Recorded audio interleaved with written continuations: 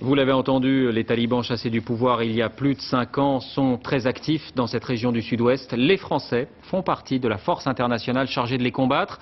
Nos envoyés spéciaux Richard Binet et Nathalie Gallet sont sur place. Ils viennent de nous envoyer ce reportage. C'est un nid d'aigle perché dans les montagnes afghanes à l'est de Kaboul.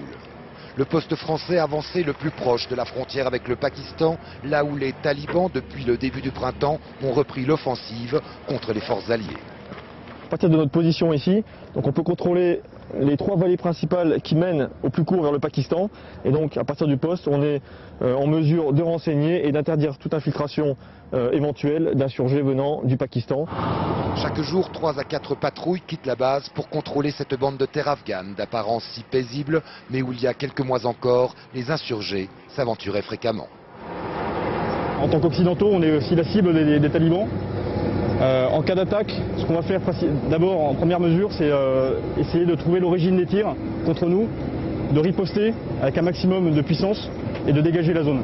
Les militaires sont accompagnés par un traducteur, le visage caché. Les talibans ne sont jamais bien loin. Chaque village, jusqu'au plus reculé, est régulièrement visité. La région est des plus pauvres. Les militaires français y soutiennent des micro-projets comme ce réservoir d'eau construit par les villageois jusqu'à tisser des liens avec les populations. Ici, nous menons des actions très régulières dans les villages par des patrouilles qui nous permettent à la fois de gagner la confiance de la population, mais également d'avoir du renseignement en posant toutes sortes de questions sur la sécurité dans les villages. La méthode française semble porter ses fruits. Alors que les talibans cherchent à s'infiltrer toujours plus près de Kaboul, les soldats de ce poste avancé n'ont subi aucune attaque majeure depuis 8 mois.